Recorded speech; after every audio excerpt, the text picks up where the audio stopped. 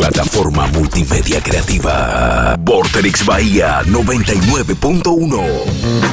Estamos ya con Jorge Mux acá en el estudio. Antes de hablar con Jorge, la sección que tenemos nosotros que se llama Te tiro un compromiso. Hace unos sábados le pedimos al concejal del Frente para la Victoria, Ezequiel Jimeno, si podía asumir el compromiso de acercar unos bolsones de alimentos al comedor de ancianos La Providencia de Villa Rosario. Y nos llamó Luisa Segel, la encargada del comedor, contenta porque Ezequiel ya le había llevado los bolsones. Es otro compromiso que asumido que se cumple en Decime la Verdad. Jorge, ¿cómo andas? Bien, ¿qué tal? Gracias por la invitación. Muchas gracias.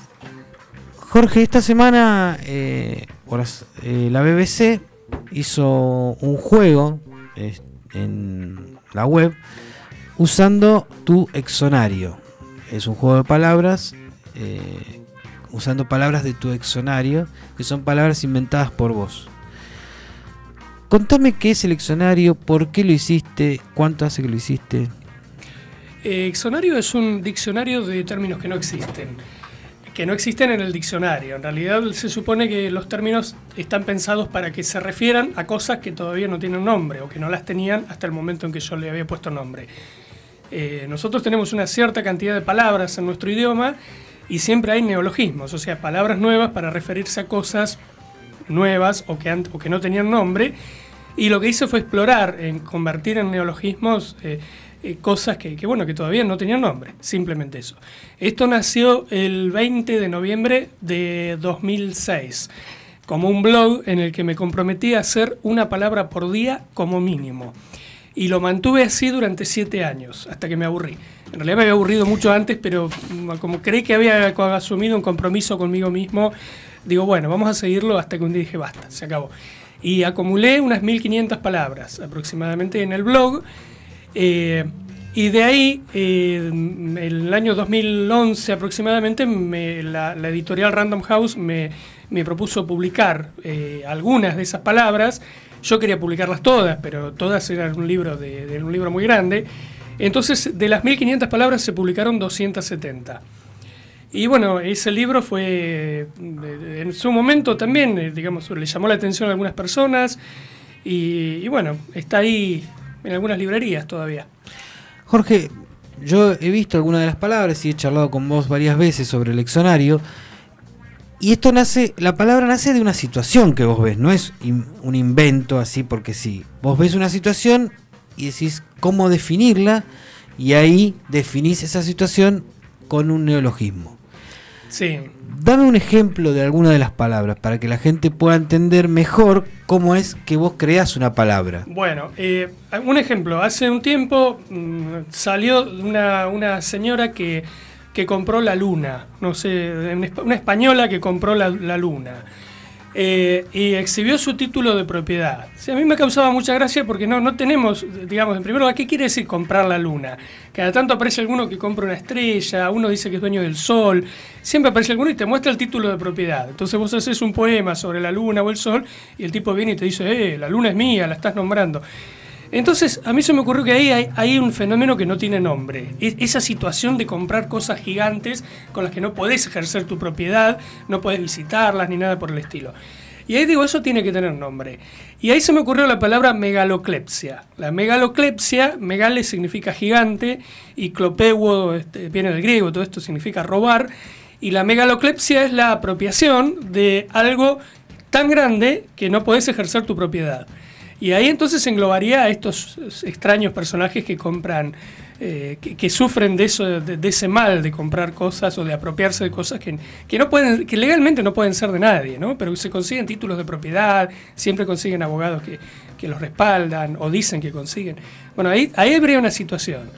Después hay millones de situaciones cotidianas que no tienen nombre. Yo ahora te voy a nombrar una que la podemos reconocer fácilmente, a la que yo le puse nombre, ahora no me acuerdo qué nombre le puse, pero digo, esa situación en la que vos tenés un amigo y el amigo dice, bueno, chao, me voy, chao, y pasan 5 minutos y no se fue. Bueno, chao, me estoy yendo, y no se va. Bueno, chao, saluda a todos y no se va. Y en realidad, a veces, porque la charla es interesante, pero a veces vos estás esperando, estás con la llave en la mano para abrirla y no se va nunca. Eso tiene que tener nombre, nos ha pasado a nosotros. Y así hay millones de situaciones, algunas cotidianas y otras no tanto, que no tienen nombre y que las reconocemos todos, ¿sí? Un poco la idea era ponerle nombre a esas situaciones, pero además también a situaciones metafísicas. Otro reino también inexplorado es el de las sensaciones, y emociones. Nosotros tenemos pocos nombres para las emociones. Entonces ahí también hay un campo interesante. Quiero dar un ejemplo de un caso que, por ejemplo, cuando nosotros estamos sumamente felices, pero hay algo que nos preocupa. Por ejemplo, estamos en un parque de diversiones, la estamos pasando bárbaro, pero no sabemos si cerramos la llave del gas. Y vos decís, sí, la estoy pasando bien. Entonces ahí pensé una palabra que mezclara la alegría con la amargura o con cierto toque de amargura. Por eso es un poco tratar de ver qué cosas pueden no tener nombre, pero podrían llegar a ser útiles. Bueno, te tiro un desafío de 1 minuto. Me Dale. pasa algo. Tengo nostalgia de cosas que no viví. Bueno, ahí habría que ver, porque nostalgia, la palabra nostalgia viene del griego nostos, que significa regreso o viaje, y algeo, que significa dolor. Ya la palabra nostalgia es un dolor por volver, pero en este caso es un dolor por algo, no hay a dónde volver. Así que podríamos decir utopalgia, quizás sería la palabra. La utopos significa el no lugar y algeo significa el dolor. Dolor por el no lugar o por lo no vivido. Claro, tengo nostalgia nostalgia de los años 60, por ejemplo, y yo nací no los en el viviste, 69. Claro, bueno, sí. ¿Te pasa? Viste que puede pasarte eso. Sí, pasa. Sí. ¿Por qué este interés por las palabras? ¿De dónde viene? La verdad que no sé. A mí no me interesan puntualmente las palabras, sino que me interesa jugar con las cosas en general. Y jugar con las palabras es una cosa muy, muy entretenida, porque el propio lenguaje juega con nosotros. Nosotros no tenemos tanto control sobre el lenguaje. O sea, decimos cosas que ya están armadas en muchos casos. Las palabras fueron armadas a veces por cuestiones sociales imposibles de rastrear. A veces es una convención las palabras. Es una convención, claro, pero en la que extrañamente nadie firmó esa convención, sino que está dado. En algún momento se hizo así, pero no es que alguien dijo esto se tiene que decir de tal manera o de tal otra. A mí me gusta porque la vida de las palabras a veces nace de malentendidos. Mi ejemplo favorito es la palabra bigote. La palabra bigote tiene una etimología, o sea, nació de un malentendido. En una ocupación alemana que se hacía en España durante el siglo XVII, los alemanes pasaban y decían "Bei Gott", saludando a los españoles, y se tocaban la parte superior de la barba. Entonces los españoles los miraban y decían, ahí va el bigote, y quedó bigote, como en realidad la expresión es baigot, que significa algo así como vaya con Dios.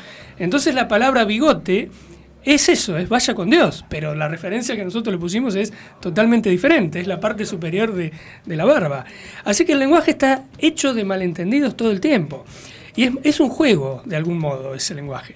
Entonces un poco la idea es jugar. A mí me gusta jugar con lenguaje y con cualquier cosa que haya.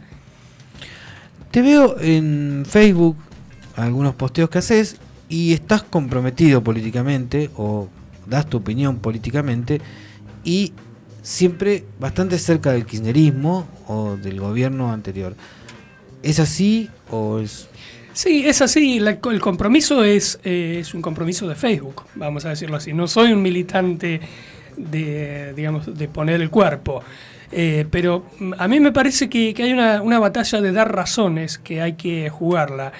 Se me puede ver del lado del kirchnerismo porque siento que, a ver, las definiciones a mí me parecen en ese sentido un poco vidriosas, porque el punto no es que yo defienda al kirchnerismo, sino que encontré en algunos aspectos del kirchnerismo cosas que no esperaba encontrar en ningún aspecto de la política, en la política fáctica, no en la política mía, que es la discursiva exclusivamente. Entonces ahí es donde yo trato de no sé si defender, porque no sería la palabra defensa, trato de mostrar que otros caminos no son conducentes, por lo menos como están planteados. Lo estoy diciendo muy general porque habría que puntualizar en este caso, ¿no? Te doy un ejemplo concreto. Las universidades públicas desde los años 60 no crecían tanto como crecieron durante el kirchnerismo. ¿Eso me vuelve kirchnerista? No, estoy haciendo una correlación fáctica. Entonces, me interesan ese tipo de correlaciones fácticas. Hay muchísimos indicadores que mejoraron muchísimo durante el kirchnerismo y durante el último año se vinieron abajo de manera estrepitosa, de manera realmente palpable, digamos, no palpable en el sentido individual del término, palpable con los números, con las estadísticas.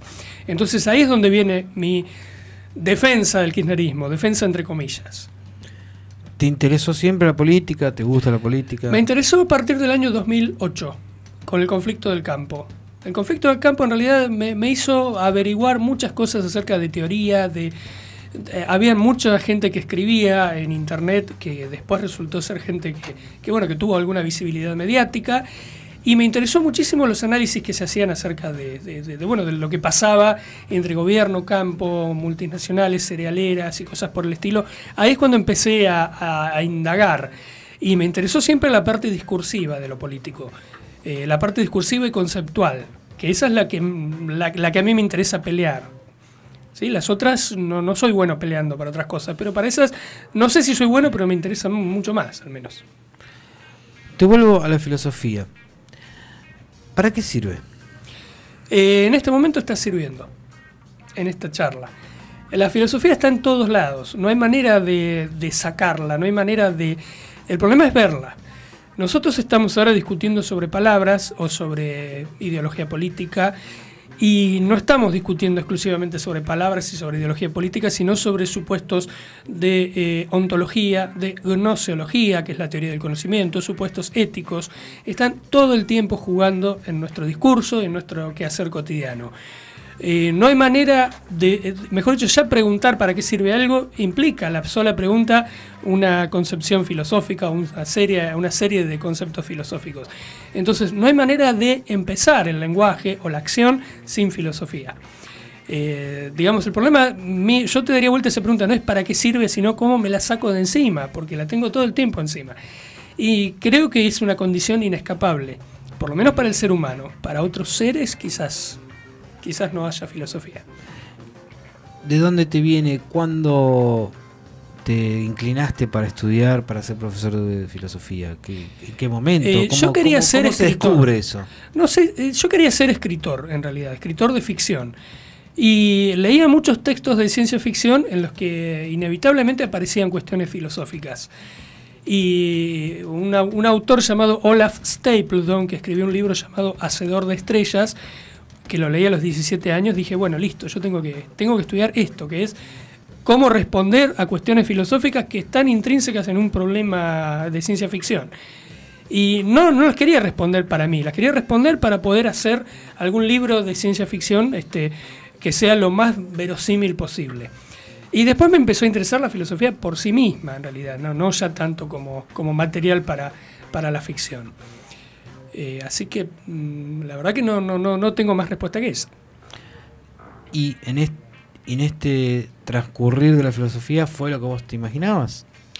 En realidad, cuando yo hice la carrera, la filosofía era una cosa. Cuando terminé la carrera y empecé a hacer mi doctorado, a hacer investigaciones, por llamarlos de alguna manera, de las que más me interesaban, ahí se convirtió en otra cosa. Creo que, como nos ha pasado a muchos, recién nos pusimos a estudiar en serio cuando tuvimos que hacer nuestro propio camino a través del doctorado y a través de la docencia también.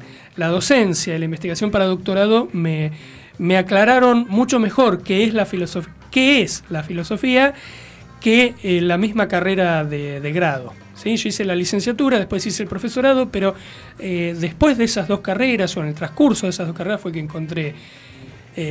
Y me parece que la filosofía es imposible de ejercer sin la discusión. Pero no la discusión filosófica, sino la discusión sobre el tema que fuere. Entonces todo eso me parece, la discusión, la docencia y la investigación de doctorado me parece que fueron los que más me consolidaron desde puntos de vista filosóficos. Vos sos profesor de la universidad hoy. Sí. Y los chicos que estudian filosofía, ¿qué proponen desde su lugar? ¿Qué te plantean? Se supone que un chico que estudia filosofía, bueno, es un chico con por ahí más inquietudes que otros que estudian otras carreras. ¿Es así? ¿O es una ilusión? En realidad hay de todas las, digamos, las extracciones de interés, por llamarlo de alguna manera. Hay algunos alumnos que uno los ve con una inclinación muy fuerte hacia lo que pasa es que lo filosófico implica a veces posicionarse en cuestionamientos en los que no todos tienen ganas de posicionarse en esos cuestionamientos, y es totalmente legítimo que así sea. Y hay algunos chicos que están muy posicionados en cuestionar cosas que habitualmente otros no estarían tan posicionados. Y se nota que hay mucho interés, por lo menos yo doy una materia de primer año, una materia de tercero y un seminario de cuarto año. Y en primer año uno nota, vienen gente de ciencias de la educación, vienen muchas maestras que están haciendo la carrera, es una materia de muy diversas extracciones, y ahí se ve un interés muy marcado por la filosofía. Se ve que de algún modo, bueno, sobre todo cuando alguien no lo vio nunca le interesa, y algunos que ya lo vieron también, bueno, sienten que es algo fructífero en algún punto.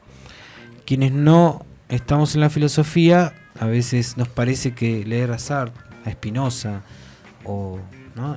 Es difícil. Sí, es muy difícil y es muy aburrido a veces. Ese es el problema, que la filosofía uno no lo puede leer panza arriba como se lee una novela. Hay que leer 10 líneas, detenerse, averiguar por otros medios qué quiso decir, a veces tener un guía. No es tan fácil la lectura de la filosofía, y eso lo hace que sea muy, digamos, inaccesible a veces.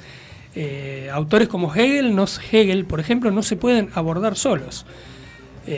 La mayoría de los autores es muy difícil de abordar y sacar algo realmente productivo con una lectura. Y aparte es muy difícil entender a un autor sin entender su contexto filosófico, de dónde viene, sin entender toda la historia de la filosofía, lo cual es imposible también, porque nadie puede entenderla o nadie puede saberla. Así que no es fácil el tema. Quien quiere empezar a leer filosofía, ¿qué hace? ¿Qué le decís? Yo le recomendaría que lea los diálogos de Platón. Platón es un autor muy accesible para la lectura, aunque su teoría no es tan accesible, la lectura es muy fácil. Recomendaría leer a Sartre, ya que lo mencionaste, sobre todo un texto llamado El existencialismo es un humanismo. Y para conocer de filosofía a veces es más importante no ir a la filosofía directamente, sino ir a la literatura. Jorge Luis Borges me parece que es alguien inevitable, insoslayable, tanto para el estudiante de letras como para el de filosofía, como para el estudiante de ciencias en general. Jorge Luis Borges sería el pilar que yo recomiendo. Después hay obras de teatro de Jean-Paul Sartre que me parecen importantísimas. Y por supuesto leer a los clásicos como Homero, como Hesíodo, los clásicos griegos, que no son filósofos, pero ahí hay un caudal enorme con el que uno se puede meter dentro de la filosofía. Te hago la última, Jorge. ¿Dios está muerto? ¿Cómo te puedo responder sin o sea, primero, yo no quiero responder esa pregunta porque no la considero legítima. La palabra Dios quiere decir demasiadas cosas, entonces habría que ver qué quiere decir ese Dios por el que estás preguntando, o por qué Dios estás preguntando, o cuál es el concepto de Dios por el cual se estás preguntando.